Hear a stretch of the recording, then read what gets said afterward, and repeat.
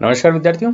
हम पढ़ रहे थे पिछली क्लास में powers and functions of the governor, governor की शक्तियां कार्य। इनमें हमने आपको बताया था कि गवर्नर की पावर्स एंड फंक्शंस को हम दो भागों में बांट सकते हैं। पहले कैटेगरी में वो शक्तियां जिन्हें मुख्यमंत्री और उसके मंत्रिपरिषद की सलाह सहायता से यूज में लेता है, और उसमें चार प्रकार की शक्तियां आती है: कार्यकारी शक्तियां, विधायी शक्तियां, वित्तीय शक्तियां और न्यायिक शक्तियां।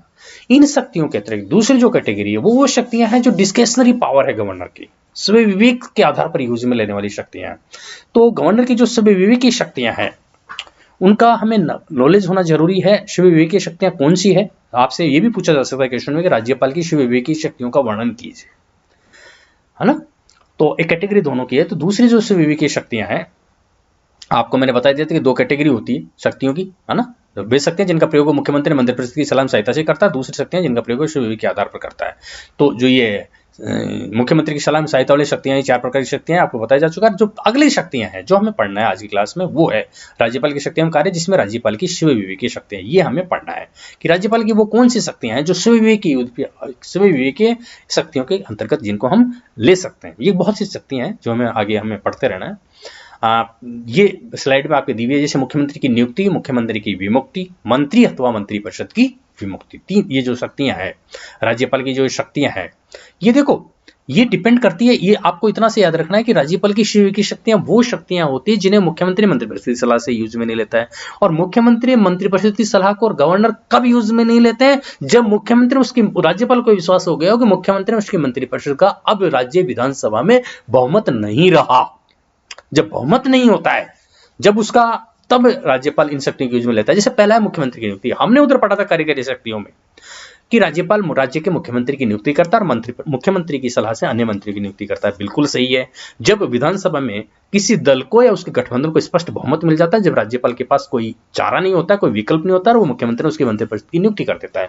लेकिन अगर चुनाव हुए और चुनाव के बाद जो दल आया, जो गठबंधन आया, उसके पास अगर बहुमत नहीं आया, बहुमत से वो थोड़ा सा कम रह गए और त्रिशंकु विधानसभा बन गई, यानी कि कई दल हो गए, किसी भी दल को बहुमत नहीं मिला, तब मुख्यमंत्री की नियुक्ति का जो यूज है वो अपने विवेक से यूज में लेता है उस परिस्थितियों में।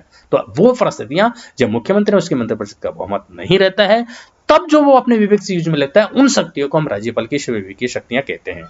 तो उसमें जो पहली है वो है मुख्यमंत्री की नियुक्ति।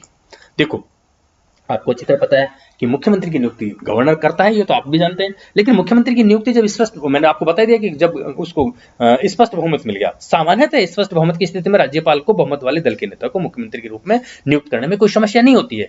किंतु राज्यपाल की भूमिका उस स्थिति में बहुत महत्वपूर्ण हो जाती है जब किसी भी राजनीतिक दल के पास सरकार बनाने के लिए स्पष्ट बहुमत नहीं होता है। ऐसे अनेक प्रकरण भारतीय राजनीतिक इतिहास में उपलब्ध है जब राज्यपालों ने अपनी विश्वकीय शक्तियों का दुरुपयोग कर विवादों को जन्म दिया है। जनरली बहुत से ऐसे इतिहास है, हाल के वर्षों में भी अगर आप देखो तो बहुत से ऐसे प्रकरण है जिनमें राज्यपाल ने अपने विवेक के आधार पर, ऐसा माना जाता है, अपने विवेक के आधार पर अपनी विवेक शक्तियों का दुरुपयोग किया और विवादों को जन्म दिया। कई बार कोर्ट ने भी इस मामले में राज्यपालों को आदेश दिया है कि आप विधानसभा में इस दल का या जो भी है उनको बहुमत सिद्ध करने का इतना समय दें। हाल पिछले वर्षों में महाराष्ट्र में ऐसा हुआ, बहुत से राज्यों में ऐसा होता रहा है। तो न्यायविदों, चिंतकों तथा संविधान विशेषज्ञों का मत है कि राज्यपाल को मुख्यमंत्री का निर्धारण करते समय एक परंपराओं को ध्यान में रखना चाहिए, लेकिन राज्यपाल जनरली ऐसा करते नहीं है।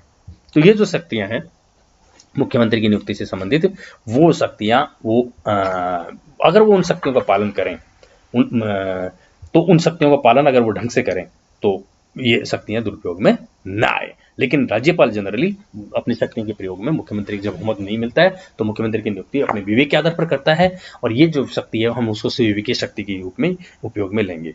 जो परंपरा क्या होनी चाहिए कि सबसे बड़े दल के नेता को बुलाया जाना चाहिए, पहले चुनाव से पूर्व बने संयुक्त दल या गठबंधन को बुलाना चाहिए, अविश्वास पारित हो जाने पर विरोधी दल के नेता को बुलाना चाहिए, दल बदले चुनाव के पश्चात बने गठबंधन के नेता को बुलाना चाहिए। लेकिन गवर्नर कई बार इन परंपराओं का पालन नहीं करते हैं।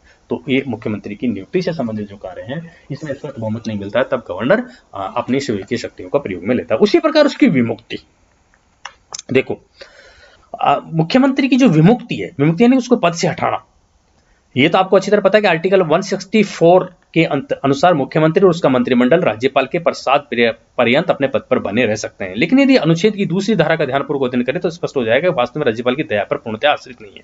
मतलब किसी कारण से मुख्यमंत्री की विमुक्ति कब कर सकता है राज्यपाल कि कुछ बहुमत नहीं रहा उसका विधानसभा में, यदि मंत्रिमंडल और उस दल के विधायकों का दल बदल के कारण दल बदल लिया या किसी कारण सरकार अल्पमत में आ जाए तो मुख्यमंत्री की जो विमुक्ति कर सकता है गवर्नर।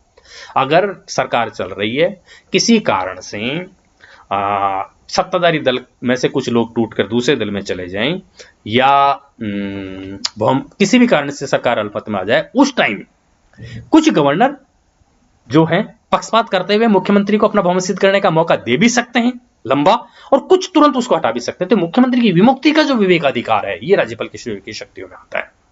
ठीक है, जैसे हाल ही के वर्षों में मध्य प्रदेश में कमलनाथ की सरकार थी, कांग्रेस के कुछ लोग ने इस्तीफा दे दिया विधानसभा से, तो सरकार अल्पमत में आ गई।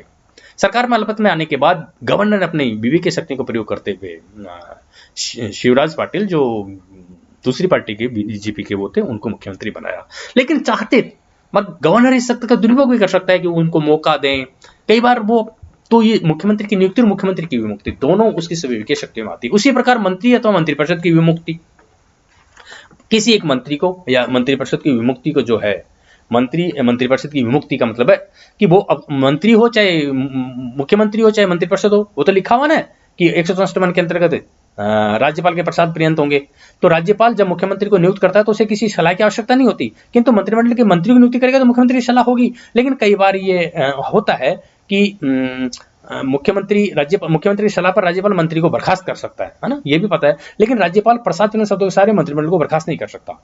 ठीक है, यहाँ पर आपको समझना है कि मंत्री अथवा मंत्रिपरिषद की जो विमुक्ति होगी वो राज्यपाल, ये भी उसी से रिलेटेड है मुख्यमंत्री के साथ।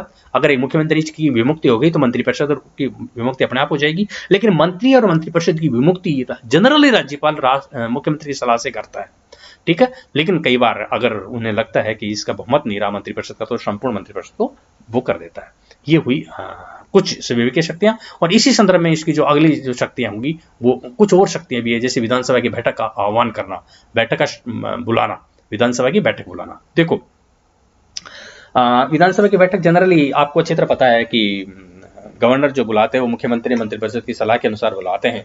लेकिन कई बार ऐसा हो जाता है कि मुख्यमंत्री का बहुमत नहीं रहा है, कुछ और नहीं रहा और वो बैठक नहीं बुलाना चाह रहा, क्योंकि बैठक बुलाएंगे मुख्यमंत्री तो उसके मंत्रिपरिषद के खिलाफ हो सकता है अविश्वास प्रस्ताव पारित हो जाए।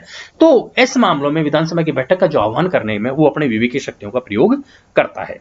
राज्यपाल को अधिकार है कि वे विधानमंडल के दोनों सदनों की संयुक्त अलग अलग बैठकें बुलाएं। बैठक के मध्य 6 माह से अधिक अंतर नहीं होना चाहिए, तो संविधान में लिखा हुआ है ना।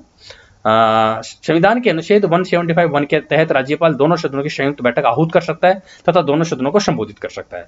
ये व्यवस्था तब लागू नहीं होगी जब राज्य में अनुच्छेद 356 के तहत राष्ट्रपति शासन लागू हो।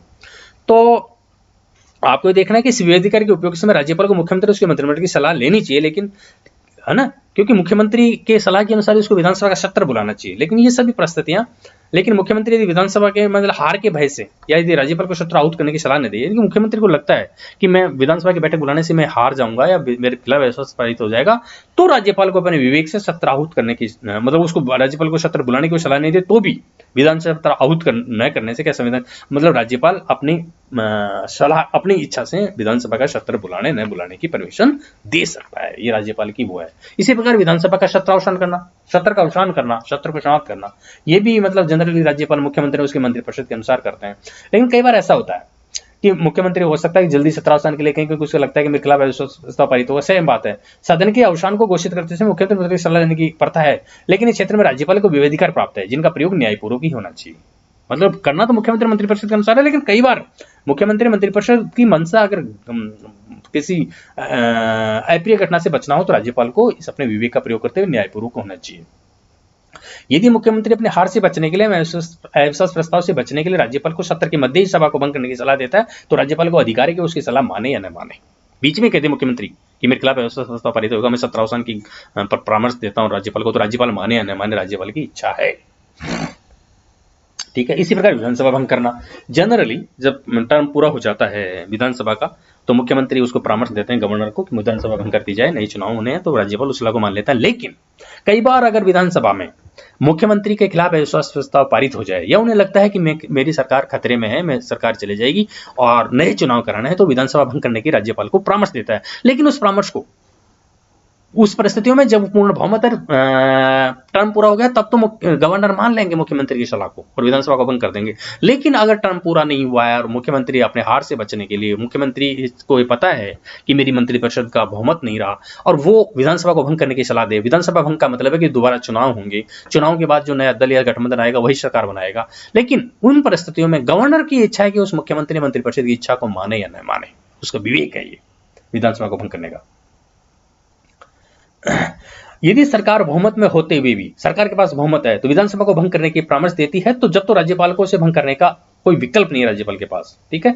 लेकिन अगर सरकार बहुमत खो देने की संभावना की भय से विधानसभा को भंग करने की सलाह देती है गवर्नर को, तो गवर्नर को अधिकार है, राज्यपाल को अधिकार है कि वह उसकी उपेक्षा करे, उसको माने या न माने। ऐसी स्थिति में राज्यपाल का कर्तव्य है कि विधानसभा की बैठक तथा वैकल्पिक व्यवस्था प्राप्त करने का प्रयास करते हैं, ठीक है। तो ये भी एक विवेक का अधिकार है उसके पास। अगला है राज्य में आपातकाल हेतु राष्ट्रपति को परामर्श।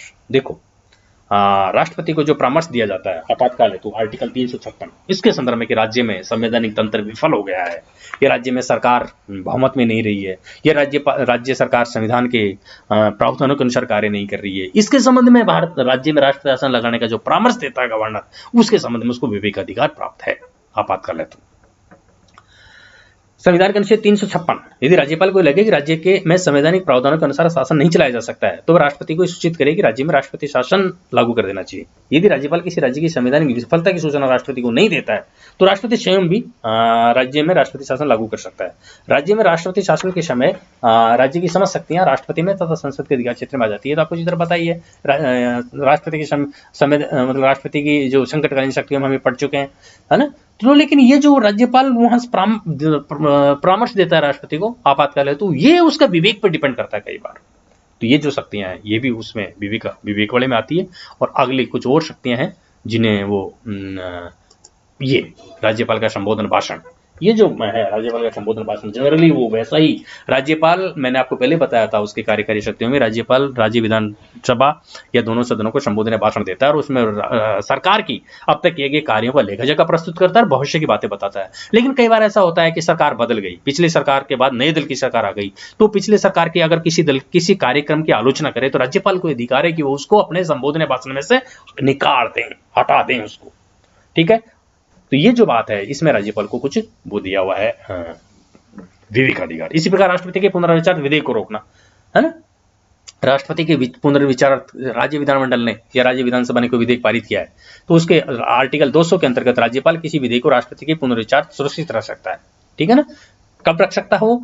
जब उसको लगे विधेयक असंवैधानिक प्रतीत हो रहा है, उनको देश के व्यापक हितों के विरुद्ध हो कोई विधेयक राज्य विधानमंडल द्वारा पारित, राज्य विधानसभा द्वारा पारित कोई विधेयक असंवैधानिक प्रतीत हो रहा है गवर्नर को, ये देश के व्यापक हितों के विरुद्ध हो, नीति निर्देशक तत्वों के परोक्ष रूप में विरुद्ध हो, राष्ट्रीय महत्व का हो या उच्च न्यायालय की स्थिति को खतरे में डालने वाला हो, है ना। तो ये ऐसी बातें हो तब राष्ट्रपति के विचारार्थ उस विधेयक को रख सकता है। इसी प्रकार विधेयक पर हस्ताक्षर अथवा विधेयक को सदन में वापस भेजना, ये भी गवर्नर का एक स्वयं विवेक अधिकार है। जब लगे विधेयक पर हस्ताक्षर करना तुरंत कर देता हस्ताक्षर, और विधेयक को सदन में वापस भी भेज देता कई बार गवर्नर, है ना। मतलब आपको यह देखना कि संपूर्ण विधि निर्माण की प्रक्रिया में राज्यपाल को संपूर्ण निःशर्त प्राप्त नहीं है, वीटो पावर प्राप्त नहीं है, वे एक विधेयक को सिर्फ विलंबित ही कर सकता है ना। आर्टिकल 200 के अंतर्गत तो वह राष्ट्रपति के विचारार्थ भेज सकता है। कौन सी परिस्थितियों में बता ही दिया, विधेयक असंवैधानिक प्रतीत हो, देश के व्यापक हित के विरुद्ध हो, राष्ट्रीय महत्व का हो, नीति निर्देशक तत्वों के खिलाफ हो, उच्च न्यायालय की स्थिति को खतरे में डालने वाला हो। तो ऐसी प्रकार संविधान के अनुच्छेद 201 के अनुसार जब विधेयक राष्ट्रपति के पास विचारार्थ भेजा जाता है, तब राष्ट्रपति को घोषित करना होता है कि वह विधेयक पर हस्ताक्षर करेगा या नहीं। उसी प्रकार राज्यपाल द्वारा विधेयक पर हस्ताक्षर अथवा विधेयक सदन में वापस भेजना, आर्टिकल 200 के अनुसार कोई विधेयक जब राज्य विधायिका द्वारा पारित कर दिया जाता है और राज्यपाल के पास भेजा जाता है, तो ऐसी स्थिति में राज्यपाल घोषित करता है कि वह विधेयक पर हस्ताक्षर करेगा या नहीं करेगा, अथवा राष्ट्रपति के पास विचारार्थ भेजेगा, ठीक है। जनरली वित्त विधेयक पर राज्यपाल को हस्ताक्षर करने से मना नहीं कर सकते राज्यपाल, वित्त विधेयक को हस्ताक्षर करने से तो राज्यपाल मना कर ही नहीं सकते, क्योंकि वित्त विधेयक राज्यपाल की अनुमति से ही राज्य विधायिका में प्रस्तुत किए जाते हैं। उभय वित्तीय विधेयक को पुनर्विचार विधानसभा में वापस भी नहीं भेज सकता, लेकिन गैर वित्तीय विधेयक को अपने संदेश में सुझाव के साथ विधानसभा में या विधानमंडल के दोनों सदनों को वापस भेज सकता है। सदन विधानसभा, या अगर 2 सदन है तो दोनों सदन उस पर पुनर्विचार करते हैं और फिर संशोधनों सहित अथवा मूल रूप में पारित करते हैं, तो राज्यपाल को उस विधेयक पर हस्ताक्षर अवश्य करने पड़ते हैं। ठीक है, तो एक बार वापस भेज सकता हूँ, हस्ताक्षर कर सकता है या वापस भेज सकता है, लेकिन अगर वापस भेजने के बाद वो आया तो उस पर गवर्नर को अपने साइन करने पड़ते हैं। पर लेकिन ये विवेक अधिकार है उसको विधेयक को वापस भेजना। इसी प्रकार सूचनाएं प्राप्त करना, राज्यपाल ये जो सूचनाएं प्राप्त करने का जो अधिकार है, ये बहुत महत्वपूर्ण अधिकार है गवर्नर के पास। राज्यपाल का मुख्यमंत्री से सूचनाएं प्राप्त करना भी विवेक अधिकार के अंतर्गत ही आता है। मुख्यमंत्री से वो शासन प्रशासन से संबंधित सूचनाएं प्राप्त कर सकता है। ठीक है ना, तो जो सूचनाएं प्राप्त करना है ये महत्वपूर्ण विवेक अधिकार है, क्योंकि ये मुख्यमंत्री की सलाह से ले मतलब आर्टिकल मैंने बताया था 167 के अंतर्गत मुख्यमंत्री का कर्तव्य है कि वो मंत्रिमंडल के राज्य प्रशासन संबंधी तथा नए विधेयकों संबंधी निर्णय से राज्यपाल को अवगत कराएं। ठीक है ना, लेकिन अगर किसी कारण से राज्यपाल को ऐसा अधिकार, मतलब कई बार 167 में लिखा हुआ कि राज्यपाल को अधिकार है कि ऐसा विषय जिस पर संबंधित मंत्री ने तो निर्णय ले लिया पर मंत्रिमंडल के विचारार्थ प्रस्तुत नहीं किया गया तो मुख्यमंत्री से अपने पास विचारार्थ मंगवा ले। मतलब राज्यपाल का सूचना प्राप्त करने का अधिकार है राज्य प्रशासन से संबंधित सभी मामलों में। मंत्री या मंत्रिमंडल के निर्णयों पर विचार करते समय राज्यपाल उन निर्णयों को रेखांकित कर सकता है जिन पर पूरे मंत्रिमंडल द्वारा पुनर्विचार आवश्यक है। अतः राज्य प्रशासन से संबंधित मामलों पर सूचनाएं प्राप्त करने का राज्यपाल का अधिकार है। ये जो बातें हैं, ये जो मैंने आपको ये जो बताई है, ये सभी बातें उसमें आती है विवेक अधिकार शक्तियों में। डिस्क्रिशनरी पावर्स आते हैं गवर्नर के डिस्क्रिशनरी पावर में आएगी। तो अब डिस्कशन दोनों कैटेगरीज के गवर्नर की शक्ति एवं कार्य स्पष्ट हो गए। इन शक्तियों कार्यों को जानने के बाद गवर्नर की जो रोल है, वास्तविक पोजीशन है, वो हम आगे के क्लास में डिस्कस करेंगे। फिलहाल जो ये गवर्नर की जो विवेकीय शक्तियां हैं, ये आपको ढंग से दोबारा देखनी है। इसकी जो शक्तियां हैं वो ये मुख्यमंत्री की नियुक्ति, मुख्यमंत्री की विमुक्ति, मंत्री अथवा मंत्रिपरिषद की विमुक्ति। जब राज्य विधानसभा में लगता है कि मुख्यमंत्री उसके मंत्रिपरिषद का बहुमत नहीं है, तब वो इन शक्तियों का प्रयोग करता है। विधानसभा की बैठक का आह्वान करना, जनरली ये सारी जो शक्तियां हैं जो आपकी स्लाइड में है, ये सारी शक्तियां तीनों स्लाइड में, ये वो शक्तियां हैं जब गवर्नर को लगता है कि राज्य विधानसभा में उसका बहुमत नहीं रहा मुख्यमंत्री मंत्रिपरिषद का, तब वह इन शक्तियों का प्रयोग करता है और इन शक्तियों के प्रयोग में वह अपने विवेक को यूज में ले सकता है। वो इन शक्तियों के प्रयोग में स्वतंत्र होता है। आज की क्लास बस इतनी।